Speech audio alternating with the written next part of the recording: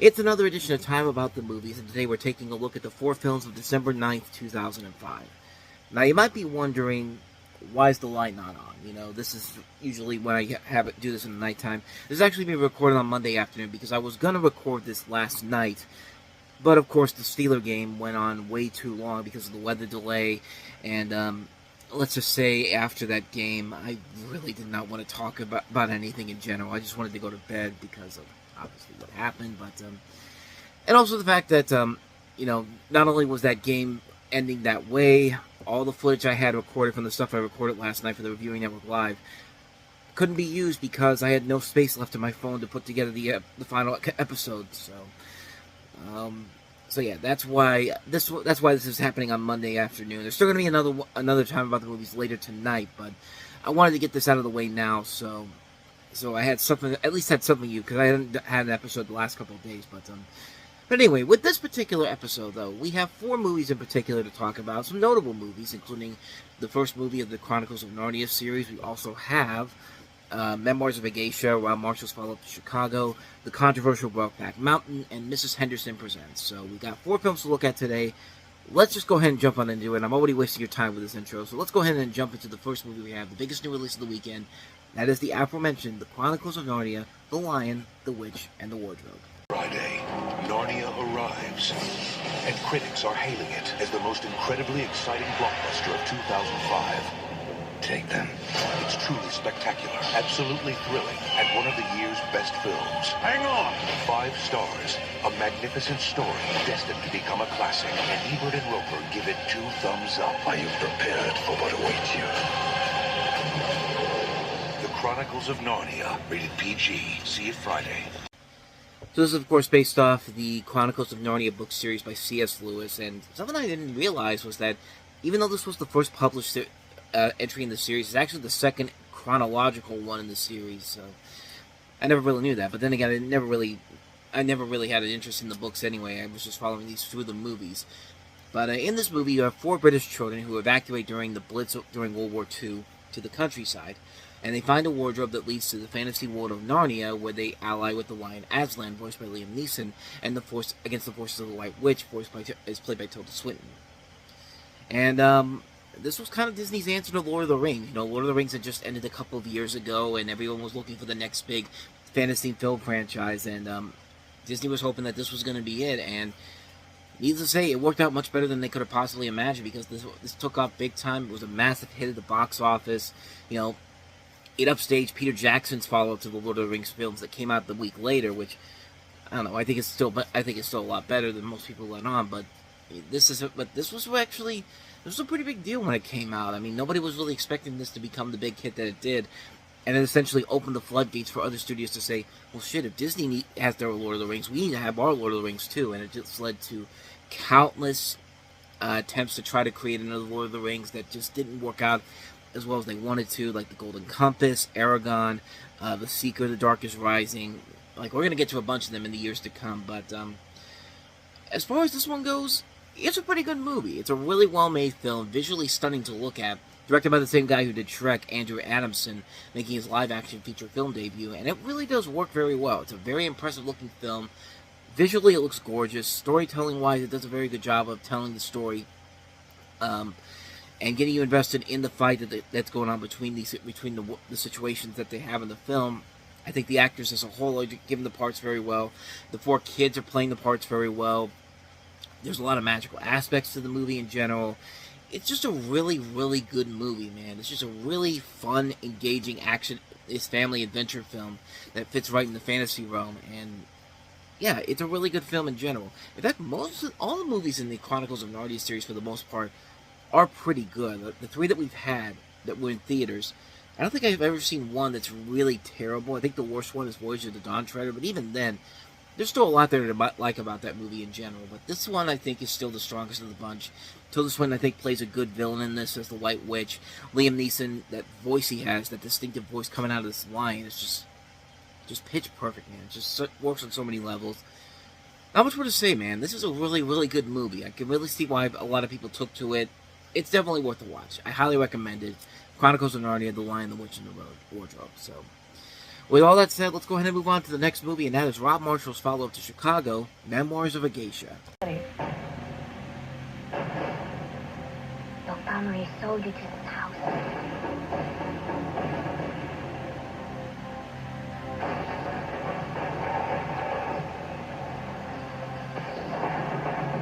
We do not become geisha to pursue our own destiny. I want a life that is mine. Memoirs of a Geisha, rated PG-13, in select cities tomorrow. So in this movie, you have Zhang Ziyi from Hero in Rush Hour 2 as a young Japanese girl, Chio Sakamoto, who was sold by her impoverished family to a geisha house called Okoya. I'm probably going to butcher these pronunciations here, but bear with me. Kyo is eventually transformed into a geisha and renamed Sayori, and becomes one of the most celebrated geishas of her time. But with that success, Sayori also learns the secrets and sacrifices of the geisha lifestyle. This is a movie I probably should like because it has a lot of good talent involved in here. You got, like I said, Zhang Ziyi from Crouching Tiger, Hidden Dragon, Hero, Rush Hour 2. A great director in Rob Marshall coming out of Chicago. It's got this incredible visual look to it. You think you can go no wrong with it, but unfortunately, the rest of the film really is not that great in general. It's a shame because there is a lot to admire about the movie. I think the cast overall holds it together very well. I think they do a good job playing these roles. Despite the material given to them. The direction is nice, the music by John Williams is very good, and again, beautiful visuals all the way through. Where the film really falls apart, though, is with a problem with a lot of these movies, style over substance.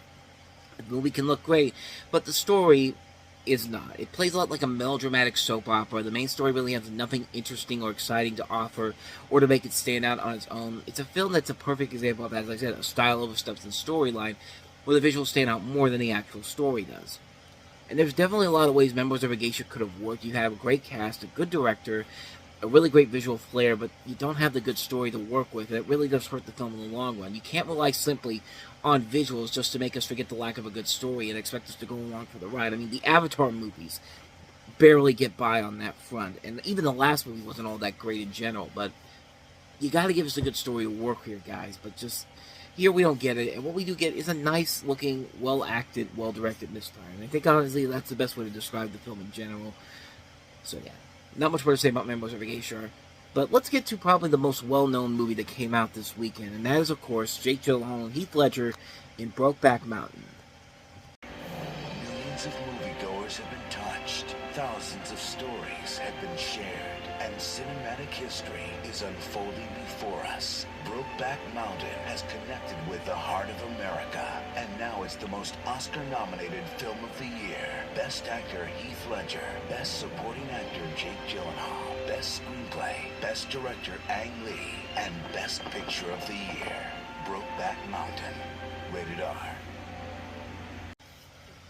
So we kind of touched on this controversy with this back when Crash came out, but the film stars Heath Ledger and Jake Gyllenhaal as two American cowboys, Enos Del Mar and Jack Twist, who end up getting into a romantic relationship. It's essentially a gay cowboy movie. You know how South Park did that episode of the film festival, and they always talk about how, the movies that they show there are nothing but two gay cowboys eating pudding.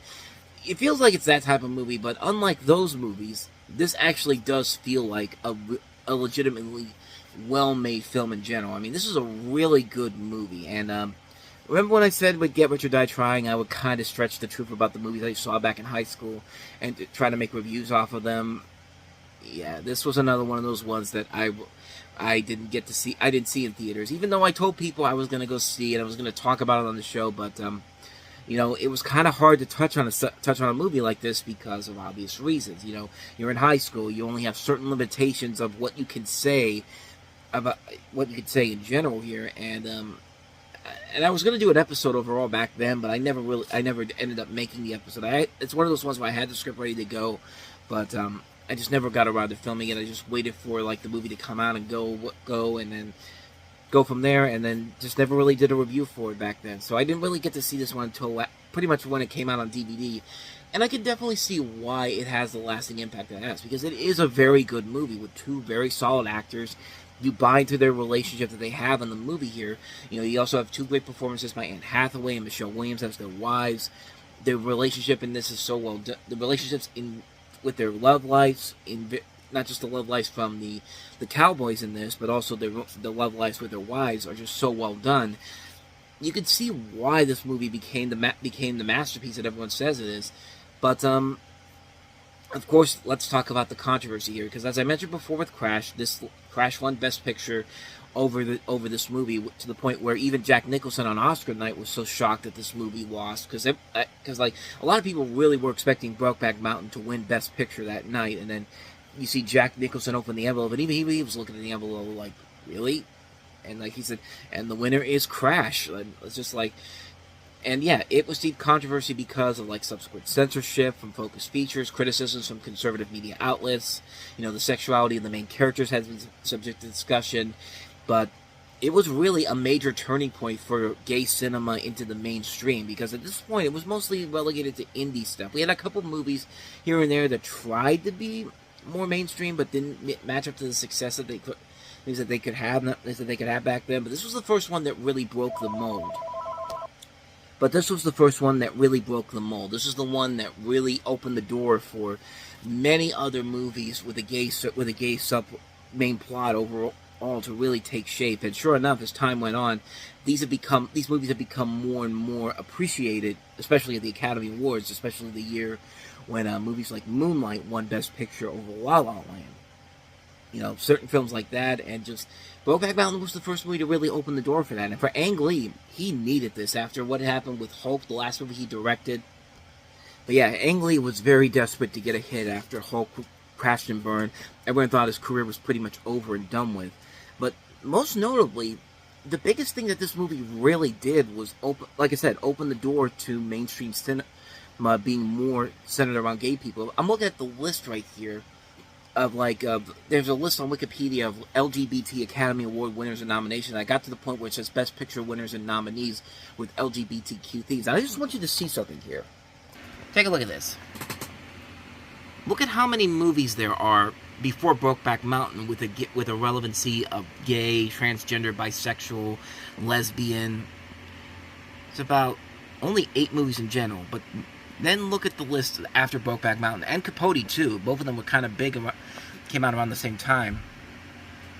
Look at how bigger the list gets as you go back and back and back. Like that's impressive of what this movie, and as well as Capote, and even Trans at the same time, pretty much did in general here. And it's really, really impressive of what this movie was able to accomplish and open the door for so many movies going forward. And it just really opened your eyes. I think it really opened a lot of Hollywood's eyes to what the future of Hollywood was going to be like, what the future of the Academy Awards was going to be like in general here.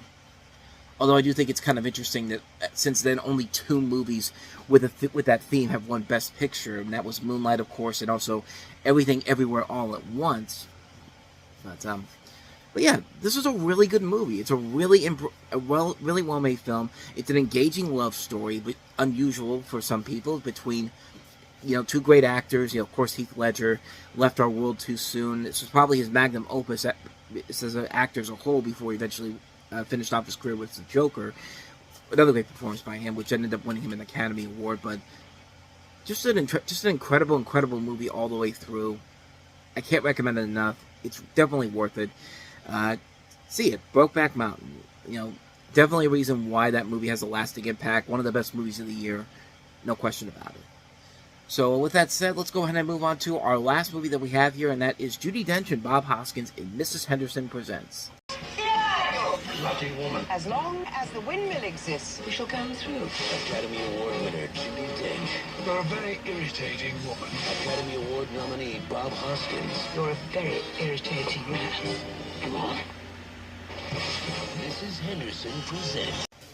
Yeah, this is definitely one of those period pieces where you have people that literally go like, most unorthodox. Like, as soon as I cut that, there's one scene in particular that does literally feel like somebody would say most unorthodox. But in this movie, you have Judi Dench playing Laura Henderson, who's an eccentric British socialite who opens the Windmill Theatre in London in 1931. Bob Hoskins is also in here as well. Pretty good too, and pretty unrecognizable at first. Because, they actually give him hair in the back this time around. Like, they actually give him... Because I'm used to seeing him without the hair and all that. But you also have Kelly Riley, Christopher Guest, directed by Stephen Frears, who the following year would have probably his biggest success to that point with The Queen in recent years, not more of his recent movies in general. But this was another one of the early Weinstein Company releases, and it's a fun little one in general. Nothing too spectacular, nothing too amazing, nothing too groundbreaking, but overall a really good movie, benefited by the great performances by Dench and Hoskins. It's a really good. It is a really good movie. It can be very funny at times. It can be very serious. It actually is a musical too. It has some interesting musical numbers here and there. But yeah, it's a really good movie. It's a really fun film in general. One I was actually kind of surprised I really enjoyed. So I can't recommend it enough. Definitely check it out. This is Henderson Presents.